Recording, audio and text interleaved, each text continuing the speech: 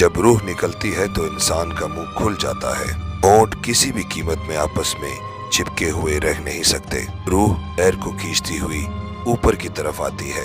जब फेफड़ों और दिल तक रूह खींच ली जाती है और इंसान सांसे की तरफ यानी बाहर ही चलने लगती है। और ये वो वक्त होता है जब चंद लम्हों में इंसान शैतान और फरिश्तों को दुनिया में अपने सामने देखता है।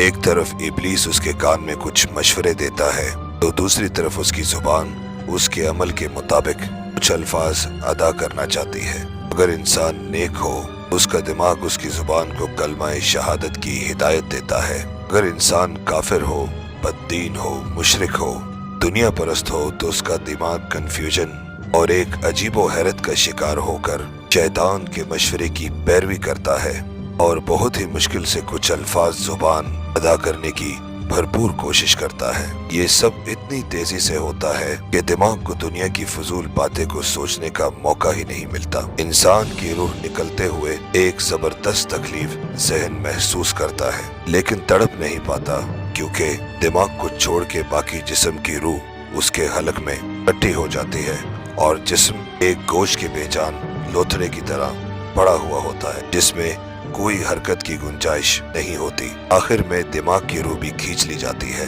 आंखें रूह को ले जाते देखती हैं इसलिए कि आंखों की पुतलियां ऊपर चढ़ जाती हैं। जिस वक्त फरिश्ता रूह कब्ज करके जाता है उस वक्त उस शम्स की तरफ होते ही उसके बाद इंसान की जिंदगी का सफर शुरू होता है जिसमें रूह तकलीफों के तहखाने से लेकर जैसा कि उससे वादा किया गया है। जो दुनिया से गया वापस कभी लौटा नहीं, सिर्फ इसलिए कि उसकी रूह आराम बरज़ख का इंतजार कर रही होती है जिसमें उसका ठिकाना उसे दे दिया जाएगा। इस दुनिया में महसूस होने वाली तवील मुद्दत इन रूहों के लिए चंद सेकंड से ज्यादा नहीं। यहाँ तक कि अगर कोई आज से करोड़ों साल पहले ही क्यों न मर चुका हो, मोमिन की रूह इस तरह खींच ली जाती है जैसे कि आटे से बाल निकाला जाता है और गुनहगार की रूह उन खारदार दरख्तों सूखी कपड़े की तरफ को खींची जाती है। परवरदिगार हम सबको मौत के वक्त कलमा नसीब अता फरमाए।